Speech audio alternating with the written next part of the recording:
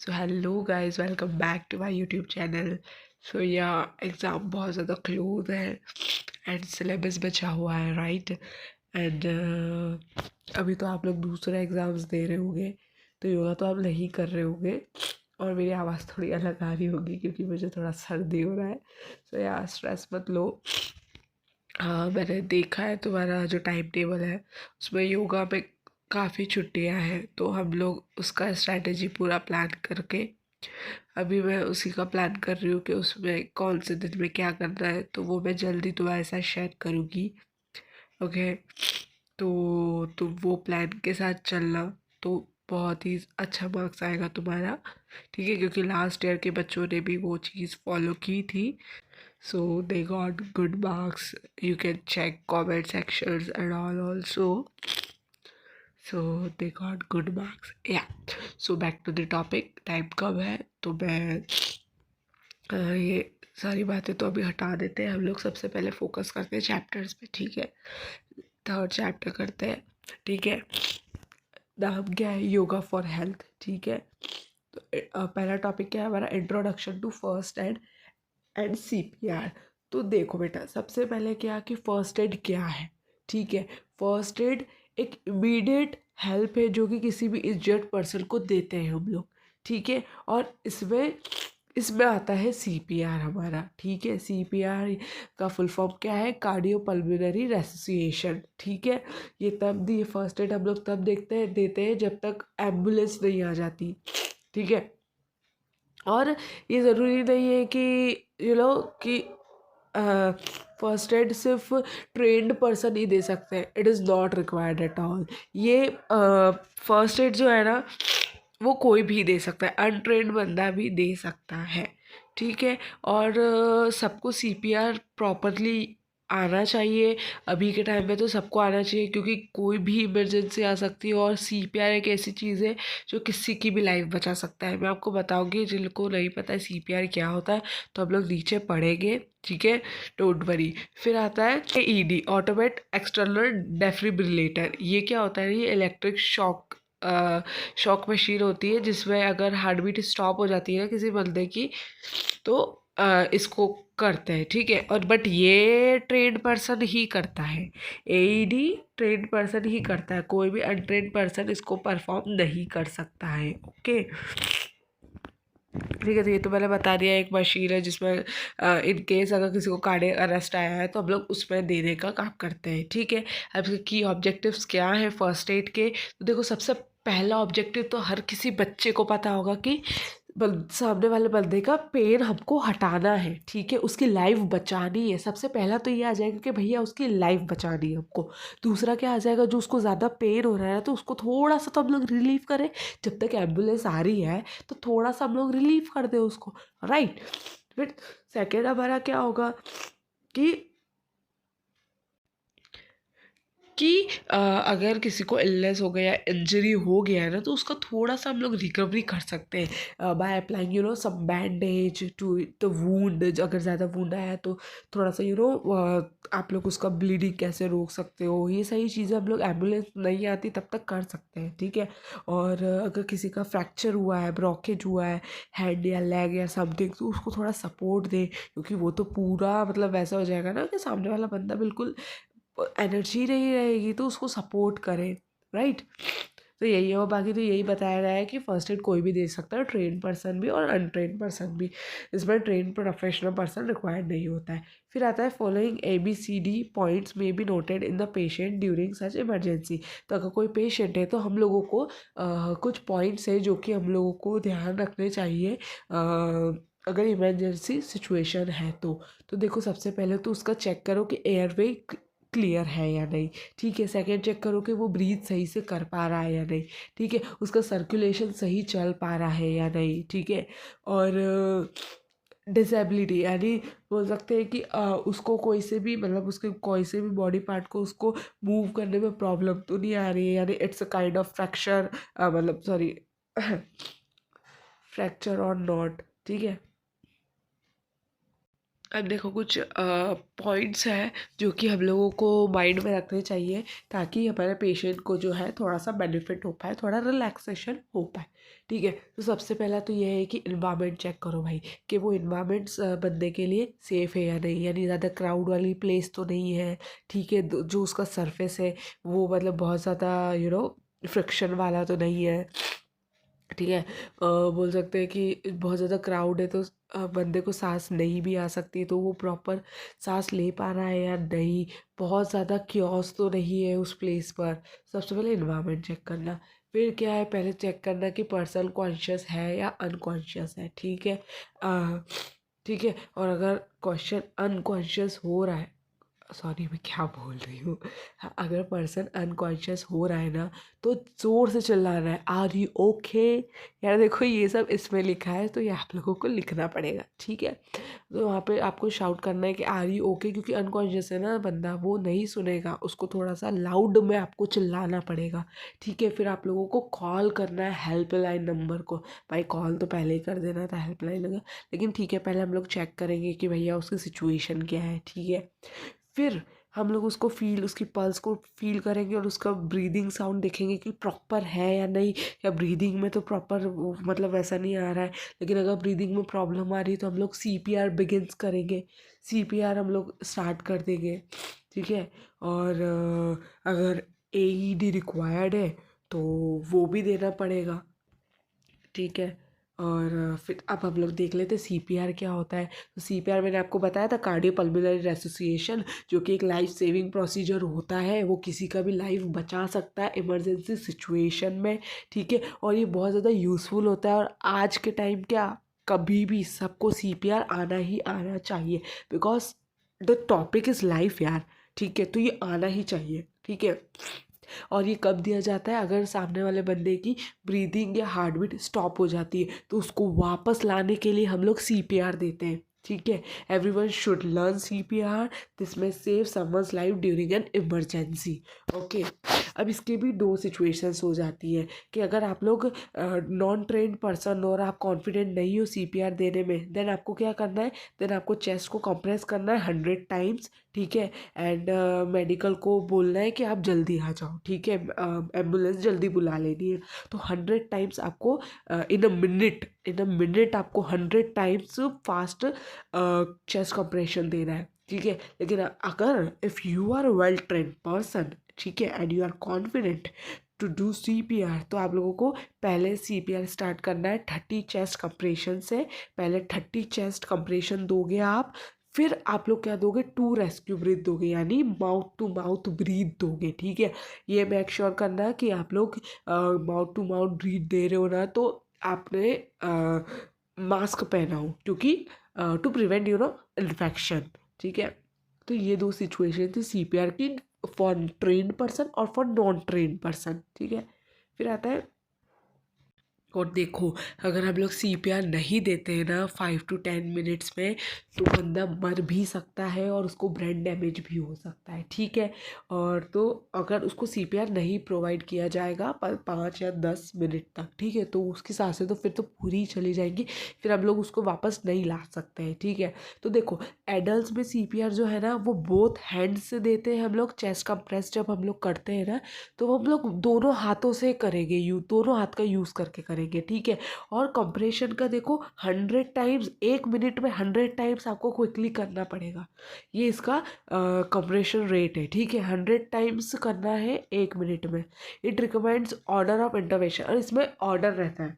Adults का अलग order है करने का सीपीआर, और स्मॉल चिल्ड्रंस का अलग होता है। तो एडल्ट्स का क्या ऑर्डर होता है, CAB, यानी CAB यानी क्या बोल सकते हो आप, एक सेकेंड यार मैंने क्या कर दिया, तो मे भी ना, हाँ, तो देखो एडल्ट्स में सीपीआर देने का ऑर्डर होता है CAB।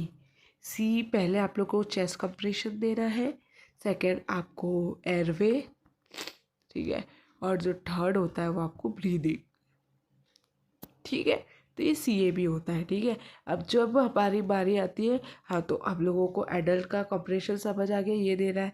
और जो कंप्रेशन है वो should be depth, in depth, यानी थोड़ा डीपली दे रहा है आपको, है ना। और इसमें थोड़ा सा बता भी रखा है सेंटीमीटर। यार देखो वहाँ पे सेंटीमीटर तो नापने तुम जाओगे नहीं, लेकिन अगर बुक में दिया है तो हम लोगों को लिखना पड़ेगा, ठीक है। फिर हम लोग स्मॉल चिल्ड्रन का देखते तो देखो CPR स्मॉल चिल्ड्रंस में एक हाथ का यूज़ करना है और 2 फिंगर का यूज़ करके करना है। एक हाथ में यूज़ करना है और 2 फिंगर कौन सी, इंडेक्स और मिडल फिंगर का यूज़ करना है आपको, ठीक है। और कंप्रेशन आपको 4 सेंटीमीटर देना है चिल्ड्रन में। और जो चेस्ट कंप्रेशन है इसमें भी 100 पर मिनट देना है, ठीक है। और इसका ऑर्डर इंटरवेंशन होगा ABC, यानी पहले airway, then breathing, then chest compression दिया जाएगा। यहाँ पर अक्सर पूछ लिया जाता है डिफरेंस एडल्ट में CPR कैसे देते हैं और चिल्ड्रन में CPR कैसे देते हैं। तो आप लोग लिख सकते हो कि इसमें 100 पर मिनट में देते हैं, इसमें भी 100 पर मिनट में देते हैं।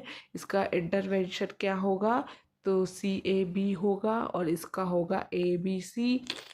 इसमें कितना सेंटीमीटर, तो इसमें 5 सेंटीमीटर, इसमें बोल सकते हो आप लोग 4 सेंटीमीटर। और फिर बोल देना और फिर बोल देना कि इसमें बोथ हैंड का यूज़ होता है एडल्ट्स में, और इसमें 1 हैंड और 2 फिंगर्स का यूज़ होता है, इंडेक्स और मिडिल फिंगर।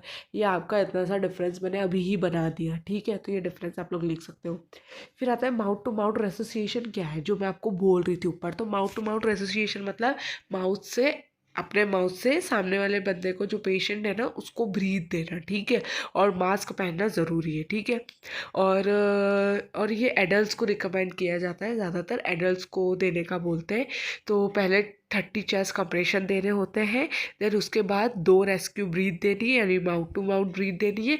और ये जो प्रोसीजर है, ये साइकिल रिपीट होती जाएगी तब तक जब तक एम्बुलेंस नहीं आ जाती, मेडिकल फैसिलिटीज़ अराइव नहीं हो जाती। लेकिन चिल्ड्रंस में हम लोगों को at least 2 train rescue are present, ठीक है। 2 रेस्क्यू ब्रीथ ही देनी है for children, and specially for baby should be relatively gentle, और थोड़ा सा जेंटल होगा अगर बेबी है तो।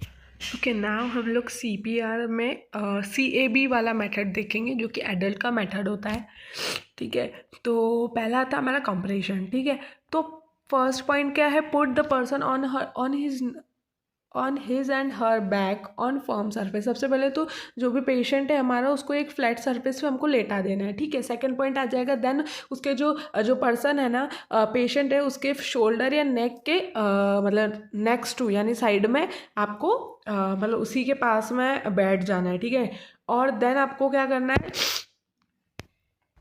ना आपको अपना जो एक हाथ है वो आपको सेंटर में, ठीक है, चेस्ट के सेंटर में आपको प्लेस करना है, ठीक है। और वो जो आपका दूसरा हाथ है वो आपको उसी हैंड के, जो पहले वाला हैंड है उसके ऊपर रखना है, यानी हाथ के ऊपर हाथ रखना है आपके चेस्ट के सेंटर में, ठीक है। फिर आ जाएगा आपको क्या करना है, फिर आपको आपका अपर बॉडी वेट का यूज़ करना है, और हार्ड पुश करना है। कितना रेट मैंने आपको बताया था, 100 कंप्रेशन अ मिनट, ठीक है। हार्डली आपको अपर बॉडी जो है, अपर बॉडी का वेट लगाकर पुश करना है 100 कंप्रेशन एट अ 1 मिनट, ठीक है, एट अ 1 मिनट, ठीक है।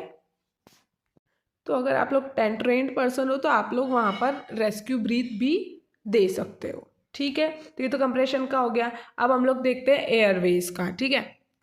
तो देखो आप एयरवेज का, तो एयरवे में हम लोग क्या करेंगे ना, कि अगर आप लोग ट्रेंड पर्सन हो तो CPR आपको क्या करना है, अगर ट्रेंड पर्सन हो तो ही एयरवे हम लोगों को करना है, ठीक है। तो अगर ट्रेंड पर्सन हो तो सबसे पहले तो 30 चेस्ट कंप्रेशन दे दोगे, देन जो पर्सन है उसका एयरवे ओपन करोगे। अब वो कैसे होगा, आपका जो एक पाम है, 1 हैंड लेना आपका, ठीक है, एक हाथ लेना, उसमें जो पाम है वो आपको जो पेशेंट है उसके फोरहेड पे रखना है, एंड देन उसका जो हेड है उसको जेंटली टिल्ट करना है बैकवर्ड, ठीक है, पीछे की तरफ थोड़ा सा टिल्ट करना है, ठीक है। And with the other hand gently lift the chin forward to open the, ठीक है। एंड देन आपको क्या करना है, देन आपको छोड़ देना है। देन नेक्स्ट स्टेप आपका क्या आ जाएगा, ब्रीदिंग आ जाएगा, यानी रेस्क्यू ब्रीथ देना। तो ये रेस्क्यू ब्रीथ के पहले का प्रोसेस होता है एयरवे ओपन करना, ठीक है। तो एयरवे हम लोग ऐसे जेंटली टिल्ट बैकवर्ड कर देंगे जो पेशेंट है उसका हेड, देन हम लोगों को छोड़ देना है रेस्क्यू ब्रीथ के लिए, ठीक है। इसलिए बोलते हैं इसको ट्रेंड पर्सन को ही करना है, ठीक है। तो उसका हम लोगों ने छोड़ दिया किसके लिए, ब्रीदिंग वाली प्रोसेस के लिए। अब देखो ब्रीदिंग में रेस्क्यू ब्रीद आता है जिसका मतलब होता है माउथ टू माउथ ब्रीदिंग देना, ठीक है। और मास्क उसमें हम लोगों को मैंडेटरी है लगाना ताकि टू प्रिवेंट द इन्फेक्शन, ठीक है, ना हो, ठीक है। तो सबसे पहले आपको क्या करना है, prepare to give 2 rescue breath. पहले आपको 30 चेस्ट कंप्रेशन देना है, देन आपको 2 रेस्क्यू ब्रीथ देना है, ठीक है।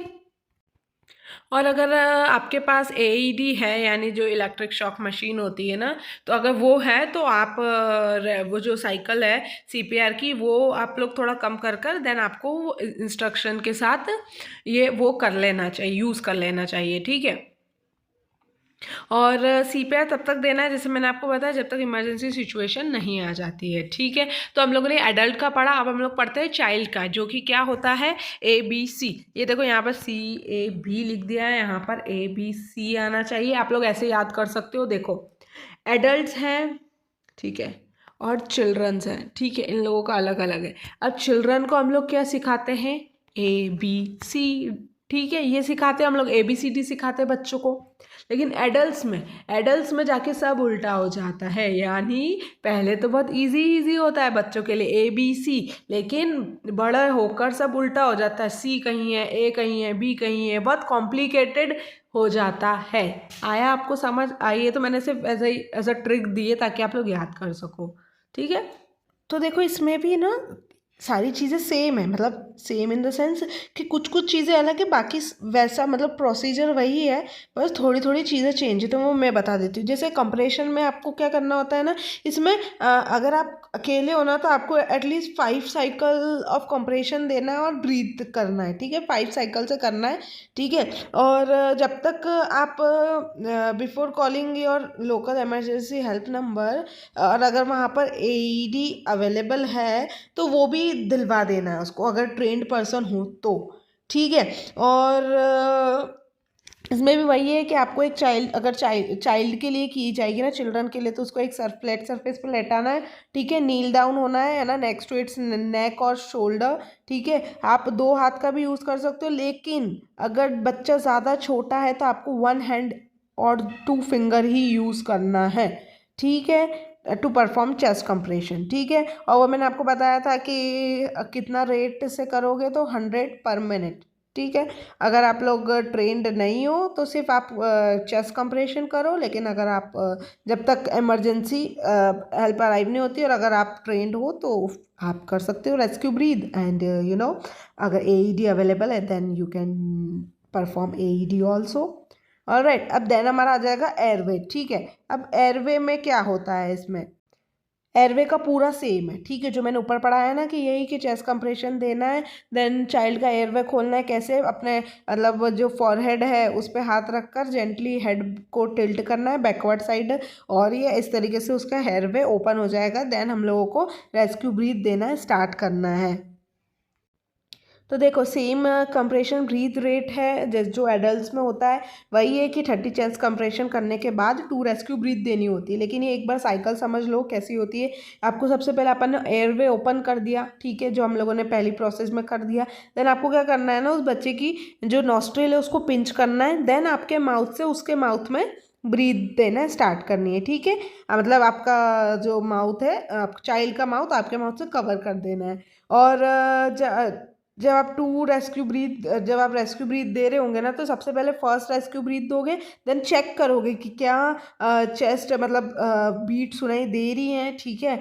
लेकिन अगर नहीं हो रहा है ना तो आपको सेकेंड ब्रीथ देना है, ठीक है।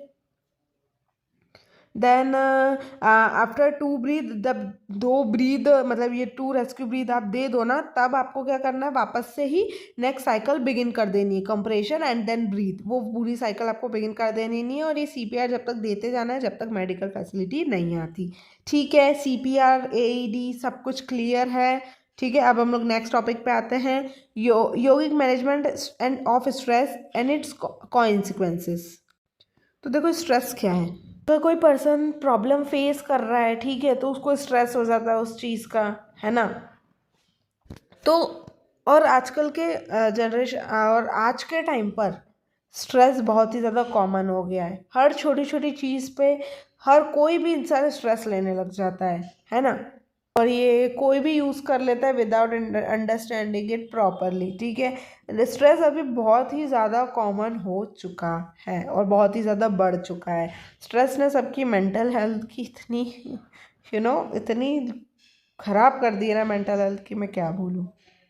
तो stress is specific response of the body for all the unspecific demands, ठीक है। और according to WHO mental health क्या है ये बताया गया है, ठीक है। मेंटली कैसे हेल्दी, अगर कोई पर्सन को कैसे पहचाने कि वो मेंटली हेल्दी है, तो according to WHO mentally healthy वो पर्सन होते हैं जो कि जिनको अपनी एबिलिटीज़ पता है कि वो इतना डील कर सकते हैं, ठीक है, इन नॉर्मलाइज स्ट्रेस, है ना। यानी कितना स्ट्रेस, जैसे स्ट्रेस के भी लेवल होते हैं ना, कि कोई कितना कर सकता है डील, उसके साथ कोई नहीं कर पाता उस चीज़ को उतना ज़्यादा डील, ठीक है। तो एक अगर इंडिविजुअल को अपनी एबिलिटी पता है कि वो इतना तक डील कर सकता है और वो वर्क भी प्रोडक्टिवली कर रहा है और कंट्रीब्यूशन कर रहा है कम्युनिटी में बराबर, ठीक है, सारी एक्टिविटी परफॉर्म कर रहा है ना, और बहुत जल्दी अडेप्ट भी कर रहा है चीज़ें,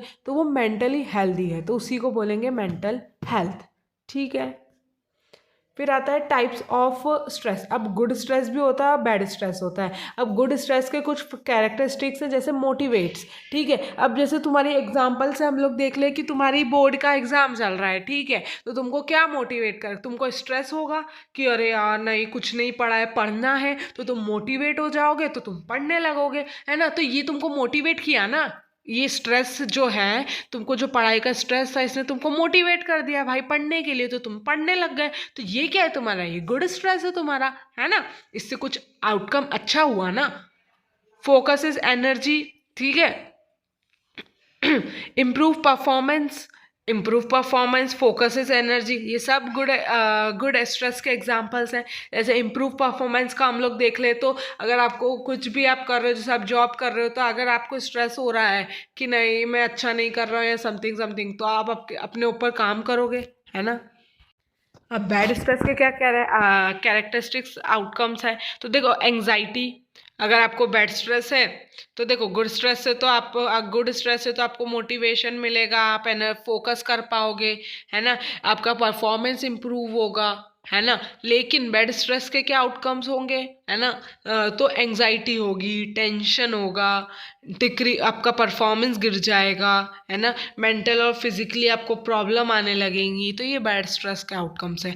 और गुड स्ट्रेस के जो मैंने अभी ऊपर बताया, ठीक है। तो कॉजेज़ क्या हैं अपने स्ट्रेस के, अपने स्ट्रेस, तो पहला है फाइनेंशियल प्रॉब्लम, ठीक है। तो देखो सर्वे में बताया गया है कि मनी एक सबसे ज़्यादा बड़ा सोर्स है स्ट्रेस का, ठीक है। और फाइनेंशियल स्ट्रेस को हटाने के लिए आपको ईयर्स भी लग जाते हैं और मंथ्स भी लग सकते हैं, क्योंकि फाइनेंशियल प्रॉब्लम बहुत बड़ा प्रॉब्लम होता है, क्योंकि आजकल के ज़माने में पैसा ही सब कुछ माना गया है, यानी राइट।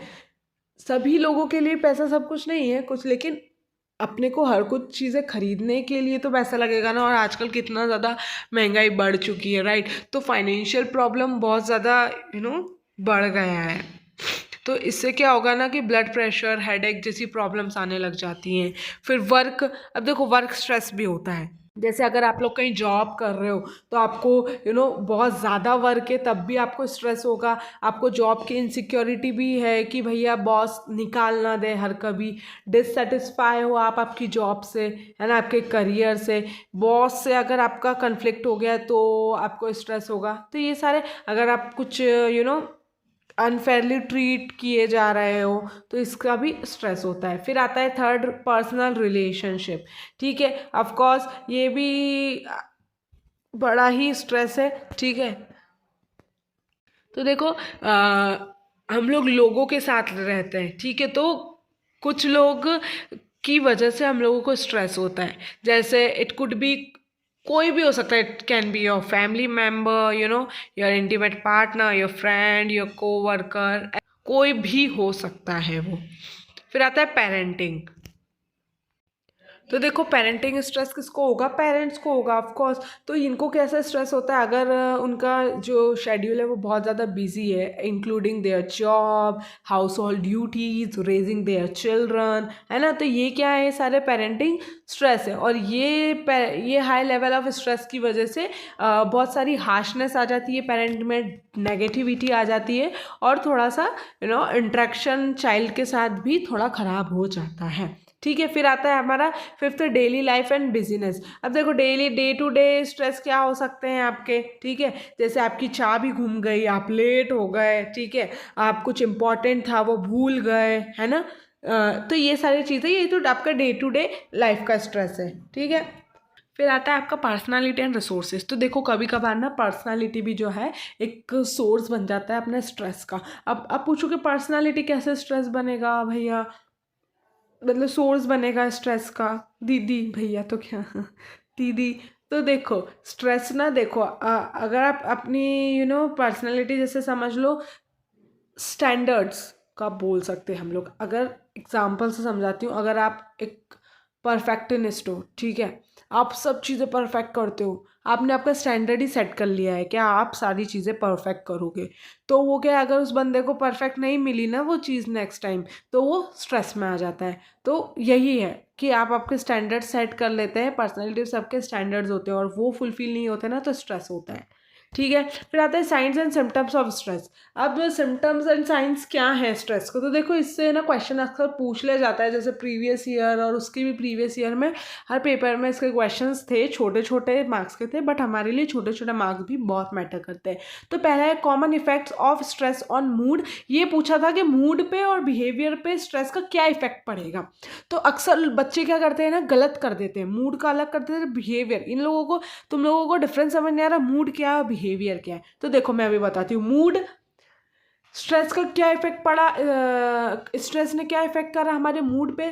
तो एंजाइटी फील होगी आपको, रेस्टलेसनेस होगा, मोटिवेशन कम होगा, फोकस नहीं कर पाओगे, ज़्यादा ओवरवेल्म्ड फील करोगे, इरिटेट हो जाओगे इजीली, एंगर आ जाएगा, सैडनेस रहेगी, डिप्रेशन होगा। तो ये आपके मूड पे इफेक्ट करा। आपके बिहेवियर पे कैसे इफेक्ट करेगा, ये आपके मूड्स हैं, एंग्जाइटी, आपको ये फील हो रहा है, जो आपको फील हो रहा है ना वो आपका मूड है, ठीक है।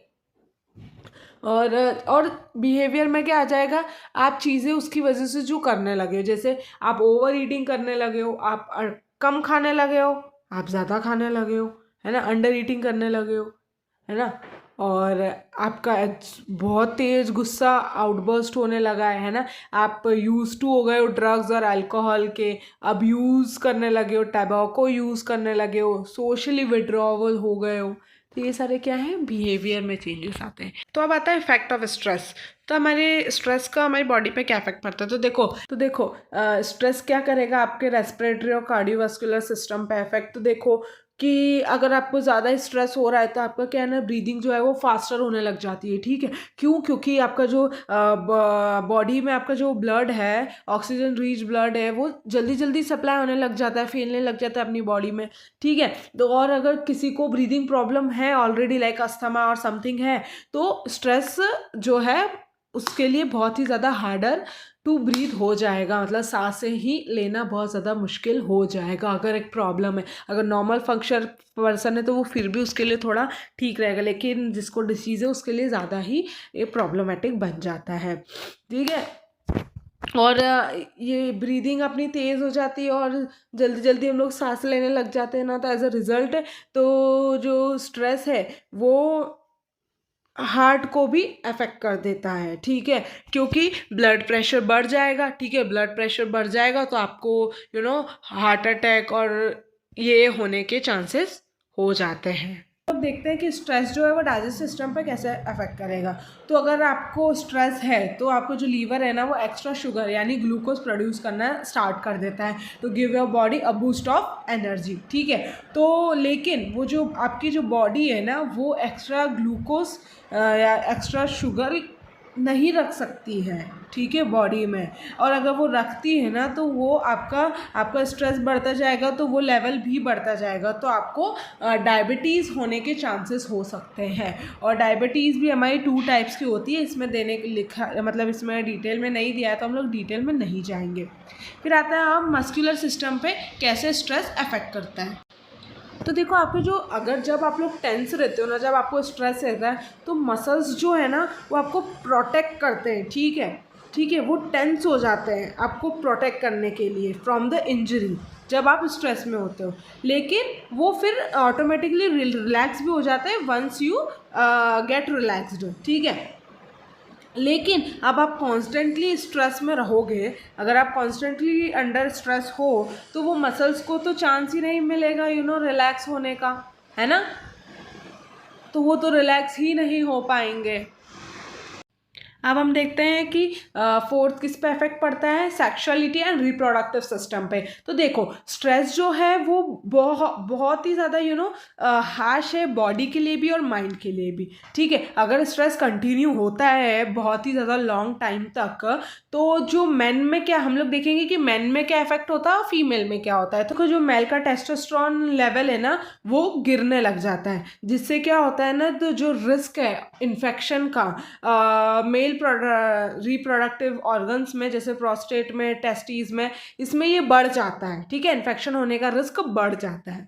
और विमेन में क्या होता है, तो इनकी मेंस्ट्रुअल साइकिल डिस्टर्ब होती है, ठीक है, जैसे इरेगुलर, हेवियर और बहुत ही ज़्यादा पेनफुल पीरियड्स, क्रैम्प्स और सारी चीज़ें शुरू होने लगती है, ठीक। फिफ्थ आपका इम्यून सिस्टम पर भी स्ट्रेस जो है वो अफेक्ट करता है, ठीक है। तो देखो ऑब्वियसली अगर आपको स्ट्रेस है ना, तो ये स्ट्रेस हार्मोन्स क्या करते हैं ना, आपकी इम्यून सिस्टम को वीक कर देते हैं, ठीक है।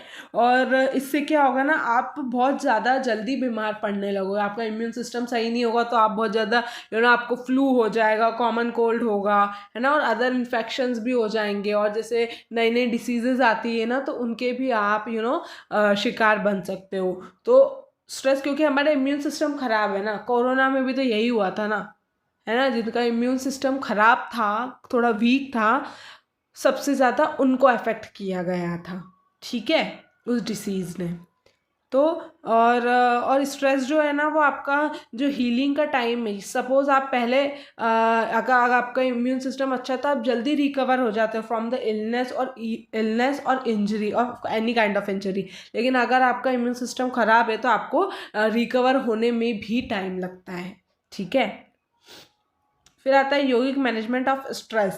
तो ये पहले ये सारे हम लोगों ने देख लिए हैं कि क्या क्या स्ट्रेस हमारी बॉडी पे ऑर्गन्स में अफेक्ट करता है, ये देख लिया। अब हम देखते हैं योगिक मैनेजमेंट ऑफ स्ट्रेस। अब स्ट्रेस को हम लोग कैसे मैनेज कर सकते हैं, ठीक है।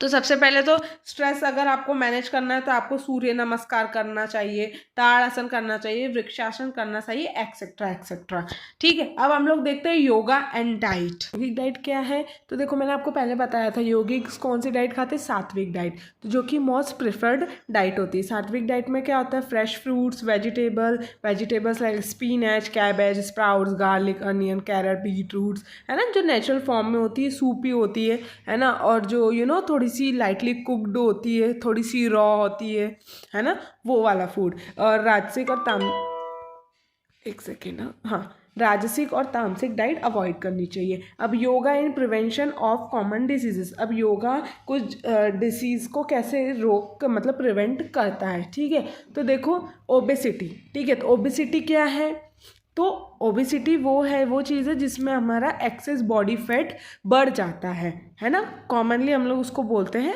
बॉडी मास, ठीक है। तो वो हमारी बॉडी को अफेक्ट करता है। अब इसका कॉज क्या है, तो सबसे पहले 2 कॉज तो यही है कि कैलोरी, ज़्यादा कैलोरी कंजम्पशन करना, ठीक है, और सेडेंटरी लाइफस्टाइल जीना, यानी सैनिटरी लाइफस्टाइल मतलब कम अपनी बॉडी का मूवमेंट करना, मतलब बहुत ही ज़्यादा रेयरली अपनी बॉडी को मूव करवा रहे हैं, बैठे हैं, पड़े हैं, लाइक समथिंग दिस, ठीक है। जेनेटिक्स से भी होता है, ठीक है। तो ये बहुत सारी चीज़ें लिखी है ना, early malnutrition, gut flora, biological mechanism, है ना। तो ये सारी चीज़ें क्या है, मतलब ये ऐसे पर्टिकुलरली पूछने को नहीं आएंगी आपको, ठीक है। जैसे साइकोलॉजिकल फैक्टर्स भी हो सकते हैं, जैसे वरी, एंग्जाइटी, फियर, तो इससे भी ओबेसिटी को मतलब ओबेसिटी होती है, ठीक है। तो ये सारी चीज़ें हैं, ठीक है। तो इसको तो सिर्फ रीड आउट टॉपिक है ये वाला, मतलब रीड आउट टॉपिक ये नहीं है ओबेसिटी और इसके कॉजेज। रीड आउट टॉपिक ये है कि जो फैक्टर इन्फ्लुएंस करते, तो ये आप आपके मन से भी लिख सकते हो, जैसे डाइट हो गया, सेंटरी लाइफस्टाइल। लेकिन आपको ये ज़रूरी नहीं है जैसे गट फ्लोरा और ये सब कुछ इतना इम्पॉर्टेंट नहीं है, मैं ये बता रही हूँ आपको, ठीक है। फिर मैं आपको समझा देती हूँ, जैसे डाइट और सेंट्रल लाइफस्टाइल मैंने आपको बता दिया, जेनेटिक्स आपको मैंने बता दिया कि जेनेटिक्स से भी होता है, मेडिकल एंड साइकेट्रिक इलनेस, यानी देखो अगर आपको बहुत फिजिकल और मेंटल इलनेस है तो आप उसको क्योर करने के लिए आप बहुत सारी फार्माक्यूटिकल मेडिसिन या सारी चीज़ें लोगे ना, तो उससे भी आपका बढ़ सकता है रिस्क ओबेसिटी का, ठीक है। ये सारी चीज़ें इसमें आएगी। फिर आता है access fat accumulation can be measures through the following. अब देखो आपको अगर वेट आपका मेजर करना है तो आप किस चीज़ से करोगे, तो आप बॉडी मास इंडेक्स से आपका वेट जो है वो मेजर कर सकते हैं। नाउ योगिक मैनेजमेंट क्या होगा ओबेसिटी का। अब देखो योगिक मैनेजमेंट भी इसमें देख लो। तो पहला है ओम चैंटिंग एंड प्रेयर। तो देखो यार बुक में लिखा है इसलिए मैं ये बता रही हूँ, अदरवाइज मतलब ये बोलना कि ओबेसिटी ओम चैंटिंग करने से और प्रेयर करने से कम होती है, सो आई डोंट थिंक सो। लेकिन आपके एनसीईआरटी बुक में ये दिया है तो आप इसको डाल सकते हैं, ठीक है। फिर शोधना क्रिया, कपालभाति करना, कुंजल, है ना, अग्निसारा, नौली, ये सारी क्रियाज आप करेंगे तो आपकी ओबेसिटी कम होगी। इसी के सूर्य नमस्कार करना चाहिए, ठीक है, योगा आसन्स, ठीक है, यामा एंड नियमा एक्सेट्रा। ऑल राइट, ये सारे मैंने आपको क्रियाज और अष्टांग योग ये सारी चीज़ें प्रीवियस चैप्टर में पढ़ाई है, तो अगर आपने वो नहीं देखा है तो पहले आप वो जाकर देख लीजिए, तो मतलब थोड़ा और कॉन्सेप्ट क्लियर होगा आपका, ठीक है। फिर आता है हाइपरटेंशन। तो हाइपरटेंशन है, देखो नाम से समझ आ रहा है, जब हमारा ब्लड प्रेशर हाई हो जाए, नॉर्मल से हाई हो जाए, तो वो क्या आएगा, हाइपर टेंशन वाली सिचुएशन आ जाएगी, यानी ब्लड प्रेशर बढ़ जाएगा, हाई हो जाएगा, ठीक है। अब इसमें क्लासिफिकेशन भी है हाइपर टेंशन का, और ठीक है। तो पहला है प्राइमरी हाइपरटेंशन और सेकंड है सेकेंडरी हाइपरटेंशन। अब इसमें क्या है, देखो आपका ब्लड प्रेशर तब बढ़ रहा है जब आपको कोई डिसीज़ नहीं है, ठीक है, किसी डिसीज़ के कारण आपका ब्लड प्रेशर हाई नहीं हो रहा है, आपका यूजुअली हो रहा है, ठीक है। लेकिन अगर किसी डिसीज़ के लिए, डिसीज़ की वजह, आपको कोई डिसीज़ है और उस वजह से आपका ब्लड प्रेशर हाई हो रहा है, तो उसको सेकेंडरी हाइपरटेंशन बोलते हैं, ठीक है।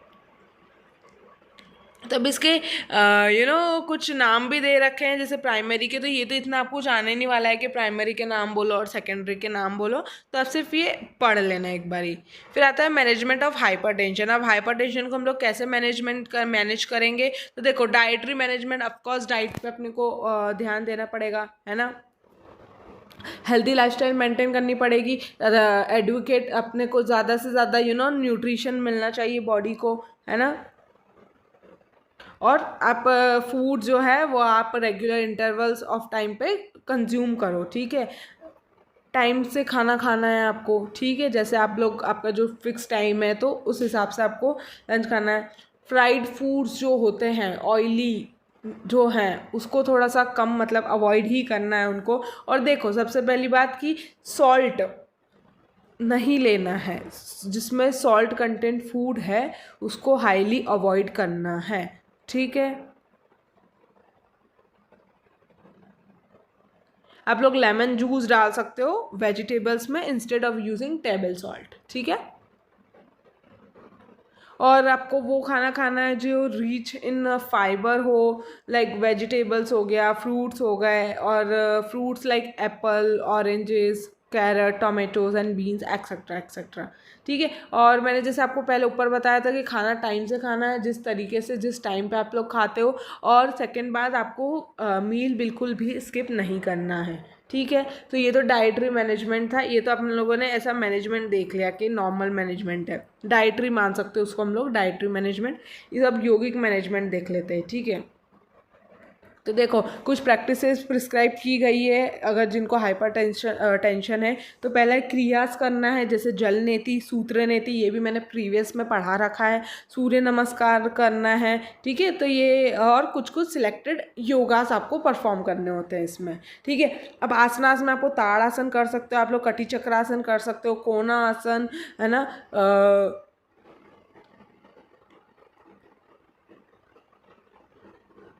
उत्तन प्रदासन, ठीक है, अर्धहलासन, पवन मुक्तासन, वज्रासन, उस्तरंगा, भुजंगासन, धनुरासन, ये सारी चीज़ें आसन आप लोग कर सकते हो। प्राणायाम में नाड़ी शुद्धि, उज्जयी एंड ब्रह्मरी, प्राणायाम में आप लोग ये प्राणायाम कर सकते हो। मेडिटेशन में आप लोग क्या कर सकते हो, तो देखो ब्रीद अवेयरनेस, ओम चैंटिंग कर सकते हो, ओम मेडिटेशन कर सकते हो। तो इससे क्या होगा ना, आपका फोकस भी बढ़ेगा।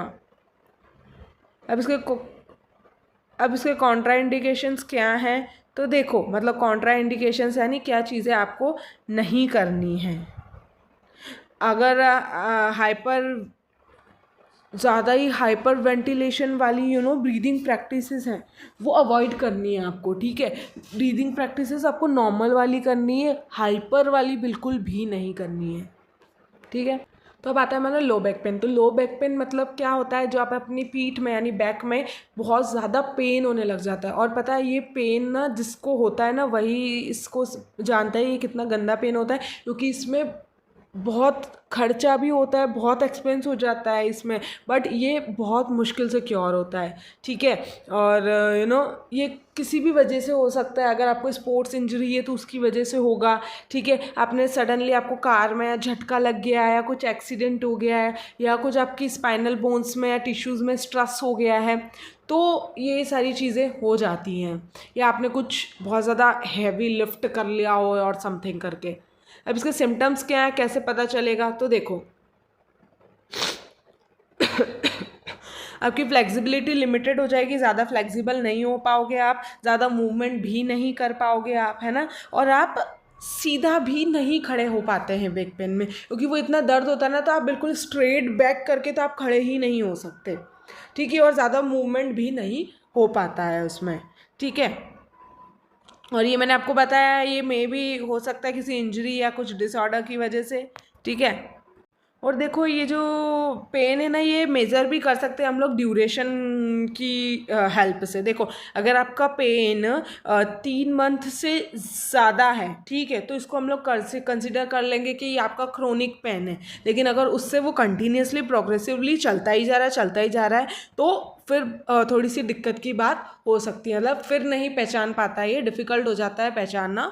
ठीक है, कि ये किस वजह से हो रहा है और किस टाइप का पेन है। ठीक है, फिर आता है हमारा causes of lower back pain, जैसे मैंने अभी ऊपर भी बताया था। अभी नीचे और भी रीजंस इसके दिए, कॉजेज़ दिए हैं, तो वो भी हम लोग पढ़ लेते हैं। तो पहला कि अगर आपकी एज होती जाती है, तो ऑफकोर्स आपकी एज होती जा रही है तो आपकी बोन की स्ट्रेंथ और मसल की जो इलास्टिसिटी है वो कम होती जाती है ना। ऑफकोर्स जो अपनी बोन्स है वो वीक पड़ने लग जाती है ना। तो जो सीनियर सिटीजन्स होते हैं उसमें ज़्यादातर ये पाया जाता है। और अगर आपको स्प्रेन या स्ट्रेन जैसा प्रॉब्लम लिगामेंट्स में आपके बैक में आ गया है, तो वो भी इसका कॉज हो सकता है। ठीक है, अब इसका यौगिक मैनेजमेंट देख लेते हैं। तो देखो क्वेश्चंस ऐसे आ सकते हैं कि बता दो भैया कि डाइटरी मैनेजमेंट बता दो लो बैक पेन का, और कभी पूछ लेगा कि यौगिक मैनेजमेंट बता दो लो बैक पेन का। तो आपको आना चाहिए ऐसा, मतलब जिसका डाइटरी दिया है ना तो उसका डाइटरी ही पूछेंगे। ठीक है, लेकिन जिसका डाइटरी नहीं दिया है फिर आपके ये वाले आने के चांसेस है यौगिक के। ठीक है, तो इसमें लो बैक पेन का पता है कि ओम चैंटिंग एंड प्रेयर, जैसे मैंने आपको पहले ही बोल रखा है, लिखा है तो आप लोग लिख देना। ठीक है, स्पाइनल एक्सरसाइज कर लेना चाहिए इसमें। ठीक है, और कुछ योगा आसन्स भी बताएं, जैसे ताड़ आसन, कटी चक्रासन, अर्ध होस्ता आसन। तो जिसमें जौन सा आसन इजी लगे ना वो याद कर लेना। देखो आपको ये सारे आसन और प्राणायाम जो भी इसमें यूज़ हो रहे हैं ना, जैसे यौगिक मैनेजमेंट क्या है, तो इसमें यौगिक मैनेजमेंट क्या है इस डिसीज़ का, तो आपको उसका याद होना चाहिए कि इसमें कौन सा आसन आएगा। ठीक है, तो ये सारी चीज़ें आपको याद करनी पड़ेगी। तो एक काम करना कि आप लोग देख लेना कौन सा वाला आसन सब में यूज़ हो रहा है, मतलब कौन सा ज़्यादा बार यूज़ हो रहा है, तो वो वाला आसन कर लेना, और जो ईजी हो वो वाले आसन से आप लोग याद कर सकते हो। ठीक है, अब प्राणायामा तो जैसे नाड़ी शोधना प्राणायामा, सूर्य भेदना, उज्जयी ब्रह्मरी, अभी ऊपर भी था। ठीक है, तो नीचे भी है, तो ऐसे करके आप लोगों को कुछ टेक्निक करके याद करना पड़ेगा इसको। ठीक है, फिर स्पेशल प्रैक्टिस तो योगा निद्रा कर सकते हैं। ठीक है, और ध्यान में आप लोग मेडिटेशन कर सकते हो टू हेल्थियर बैक। अब इसके प्रिकॉशंस क्या हैं, क्या चाहिए, तो देखिए आपको साइड में होकर सोना है। ठीक है, जैसे सोते हैं ना कि हम लोग sleep on the side dude, तो आपको साइड होकर सोना है। ठीक है, ऐसे मतलब सीधा होकर नहीं सोना है, ताकि स्पाइन में कर्व आप लोग हटा पाओ थोड़ा, ताकि आप लोग स्पाइन का कर्व जो है वो थोड़ा सा रिड्यूस कर पाओ। और हमेशा से फर्म सरफेस पे ही, फ्लैट सरफेस पे ही सोना है। ठीक है, और बिल्कुल भी हैवी ऑब्जेक्ट उठाने का ट्राई नहीं करना है, और सारे ऑब्जेक्ट जो हैं वो आपकी बॉडी के थोड़ा आसपास ही रखें, ताकि आपको ज़्यादा स्ट्रेच ना करना पड़े आपकी बॉडी। ठीक है, तो अब आ जाता है हमारा अस्थमा। ठीक है, तो देखो अस्थमा जो है ना, ये एक लंग डिसीज़ है। ठीक है, ये एक लॉन्ग टर्म लंग डिसीज़ हम लोग इसको बोल सकते हैं, जिसमें क्या होता है ना, हमारा जो एयरवे यानी जो सांस लेने, जहाँ से हमको सांस आती है, यानी जो सांस लेने का जो पाइप है ना, वो हमारा जो क्या हो जाता है, स्वेलन हो जाता है, सूजन आ जाती है उसमें, और बहुत ज़्यादा नैरो हो जाता है, इन्फ्लेम्ड हो जाता है, यानी सूजन आ जाती है उसके अंदर। तो उससे क्या होता है ना, सांस लेने में बहुत ज़्यादा प्रॉब्लम होती है। ठीक है, तो ये वही होता है अस्थमा। अस्थमा के सिम्टम्स हम लोग अगर देखें ना, तो बोल सकते हैं कि चेस्ट टाइटनिंग होना, कफिंग होना, विजलिंग होना, शॉर्टनेस ऑफ ब्रीथ यानी ब्रीदिंग कम आना। ठीक है, तो इससे क्या होगा, आपको अस्थमा के ये सिम्टम्स होते हैं। ठीक है, और यहाँ पर मैंने आपको sign and symptoms of course asthma के बताई दी हैं कि चेस्ट टाइटनिंग होना, ब्रीदिंग कम होना, कफिंग होना। ठीक है, ये सारी चीज़ें आ जाएंगी, डिस्कम्फर्ट होना। ठीक है, तब इसका डाइटरी मैनेजमेंट क्या होगा। ठीक है, तो सबसे जो डाइट है वो बहुत ज़्यादा इंपॉर्टेंट रोल इसमें प्ले करेगी, ताकि हम लोग अस्थमा को मैनेज कर पाएँ, है ना, और कोई भी रेस्पिरेटरी अदर कंडीशंस भी हम लोग मैनेज कर पाएँ। देखो, तो अगर कोई फूड है जो एलर्जेटिक है टू अस्थमा पेशेंट, तो वो अवॉइड करना चाहिए। ठीक है, और कोल्ड फूड्स जैसे हो गए आइसक्रीम, चॉकलेट्स और फ्रूट्स लाइक बनाना, ये सारी चीज़ें अवॉइड करनी चाहिए। अब इसका हम लोग यौगिक मैनेजमेंट देख लेते हैं। तो देखो क्रियास करनी चाहिए, जैसे जल नेति, सूत्र नेति, कपालभाति, कुंजल और ये सारी चीज़ें। ठीक है, ओम चैंटिंग और प्रेयर्स करनी चाहिए, है ना, और सूर्य नमस्कार हम लोगों को ऑफकोर्स करना चाहिए। योगा आसन में भी ताड़ासन, कटी चक्रासन, अभी देखो ये सारे कुछ आसन सब में आ रहे हैं, जैसे नेति भी, जल नेति, सूत्र नेति भी बहुत सारे में आई है, कुंजल और कपालभाति भी बहुत सारों में आया है, ओम चैंटिंग और प्रेयर भी ऑलमोस्ट सब में है, और सूर्य नमस्कार भी है ऑलमोस्ट सब में। योगा आसन में भी ताड़ासन, भुजंगासन, धनुरासन और ये कटी चक्रासन ऑलमोस्ट बहुत सारे इसमें मैंने देखा है। फिर प्राणायाम में देखो सूर्य भेदी प्राणायाम, ब्रह्मरी और भस्त्रिका, ये भी सब में, ब्रह्मरी, उज्जयी, ये सारी इसमें लगी। उज्जयी इसमें नहीं है, लेकिन बहुत सारे ऑलमोस्ट सारे डिसीज़ के क्योर्स में है। तो ये आप लोग एक बार लिस्ट बना कर लिख लेना, ताकि तुम्हारे लिए ईजी होगा, ज़्यादा टाइम वेस्ट नहीं होगा। ध्यान में मेडिटेशन ऑफकोर्स। फिर आता है हमारा अर्थराइटिस। तो देखो ये क्या होता है ना, ये ऐसी डिसीज़ है जिसमें क्या होता है ना, हमारे जो जॉइंट्स है ना, उसमें क्या हो जाता है, स्वेलिंग आ जाती है, पेन होने लग जाता है, स्टिफनेस आ जाती है। अब जॉइंट्स कौन कौन से हो सकते हैं, जैसे हैंड में हो जाता है, नी में हो जाता है, हमारी शोल्डर में हो जाता है। तो ये इसके सिम्टम्स होते हैं, और उसमें ये सारी चीज़ें होती है। पेन होता है, गंदा लेवल वाला पेन होता है इसमें, आप मूव नहीं कर पाते हो, आपका हैंड यूज़ नहीं कर पाते हो, वॉक नहीं कर पाते हो, टायर्ड फील करते हो, आपका वेट लॉस भी हो जाता है, नींद भी ढंग से पूरी नहीं होती है, और पेन होता है। अब इसका यौगिक मैनेजमेंट क्या है, तो ओम चैंटिंग एंड प्रेयर्स करना है, योगा आसनास में देखो ताड़ासन, पवन मुक्तासन और वज्रासन आप लोग कर सकते हो। प्राणायाम में नाड़ी शोधना, प्राणायाम में सूर्य भेदना, उज्जयी, भ्रमरी, ये आप लोग कर सकते हो। और स्पेशल प्रैक्टिसेस की योगा निद्रा और ध्यान में आप लोग मेडिटेशन कर सकते हो। ठीक है, इतना समझ आ गया तुम लोगों को। अब आता है हमारा योगा एंड पर्सनैलिटी डेवलपमेंट। अब पर्सनैलिटी क्या होती है सबसे पहले हम लोग वो समझते हैं। तो देखो पर्सनालिटी क्या है, तो पर्सनालिटी वो डिफ़ाइन करती है कि आप क्या हो, यानी आपकी पर्सनालिटी आपको डिफ़ाइन करती है कि आप कैसे हो, आपका बिहेवियर क्या है। ठीक, तो जो हमारे साइकोलॉजिस्ट है वो पर्सनालिटी को क्या मानते हैं, ऐसी क्वालिटीज़, वो क्वालिटीज़ कैरेक्टरिस्टिक्स जो एक ह्यूमन के बिहेवियर में हैं, तो वो उसको पर्सनालिटी मानते हैं। यानी ह्यूमन का बिहेवियर, उसके क्वालिटीज़ क्या है, उसकी पर्सनल उसके कैरेक्टरिस्टिक्स क्या है, तो ये क्या है, उसकी पर्सनालिटी है। ठीक है, और पर्सनालिटी जो है ना वो और भी तरीके से डिफ़ाइन की जा सकती है, लाइक फिज़िकली, उसका इंटेलेक्चुअल लेवल की हिसाब से भी, इमोशनली, सोशली एंड स्पिरिचुअली। ठीक है, तो पर्सनालिटी आपका ओवरऑल आप कैसे हो, आपका बिहेवियर, आपकी क्वालिटीज़, आपकी फ़िज़िकल डेवलपमेंट एंड ऑल सारी चीज़ें। अब personality development through yoga, personality development yoga के थ्रू कैसे होगा, तो देखो बेटा ये कोशाज है ना, अक्सर पूछ लिया करते हैं। तो हमारी बॉडी में हम ह्यूमन बॉडी ना 5 कोशाज से मिलकर बनी है। कोशाज मतलब बोल सकते हैं हम लोग लेयर्स, ये लेयर्स हैं हमारी बॉडी में 5 लेयर से कवर्ड है हमारा बॉडी। हमारा जो आत्मा है ना उसको कवर करने के लिए 5 कोशास यूज़ किए जाते हैं। तो वो 5 कोशास क्या हैं वो मैं आपको बताती हूँ। पहला है आपका अनामया कोशा। अब देखो ये ध्यान से पढ़ना।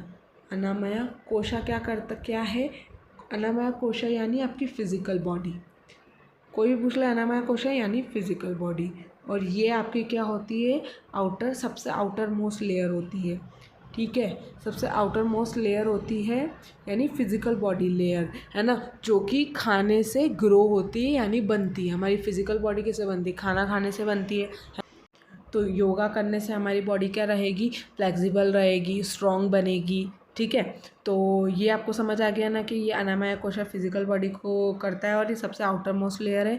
देन सेकेंड हमारा आ जाता है प्राणायामा कोशा यानी एनर्जी बॉडी। ठीक है, अब मैं इसको डिफ़ाइन करती हूँ। तो बेटा प्राणायाम कोशा क्या करता है ना, एनर्जी लेयर होती है।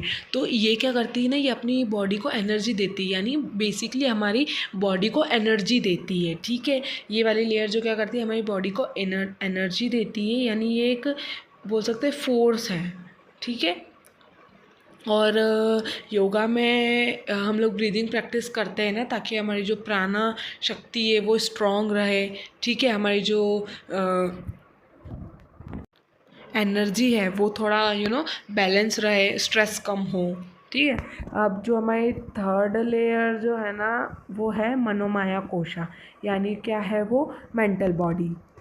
तो देखो समझ आ रहा है ना, जैसे ये किससे रिलेटेड है, हमारे मेंटली, है ना, यानी माइंड से रिलेटेड है ये वाली लेयर। यानी ये लेयर में क्या होता है, जो थॉट्स हमारे आते हैं, है ना, ये सारी चीज़ें आती है। तब योगा में हम लोग इसको कैसे करेंगे, तो योगा के थ्रू हम लोग हमारे थॉट्स कंट्रोल कर सकते हैं, है ना, हमारे माइंड को काम कर सकते हैं। ये वो लेयर है जिसमें हमको स्ट्रेस होता है, एंग्जाइटी होती है, ओवर थिंकिंग होती है ना, तो योगा के थ्रू हम इसको काम कर सकते हैं। तो ये सारे जो मैं बता रही हूँ ना, इससे आपकी पर्सनालिटी डेवलपमेंट होगा। जैसे अब फिजिकल अनामया कोशा में भी आपकी फ़िज़िकल डेवलपमेंट हो रहा है, प्राणायामा कोशा में आपको ब्रीदिंग प्रैक्टिस वाला चीज़ आ रही है, आपकी जो बॉडी को लाइफ मिल रही है, तो योगा के थ्रू वो सही होती है। फिर मनोमया कोशा में आपका जो माइंड का फ्लक्चुएशन जो है काम करता है अपनी माइंड को।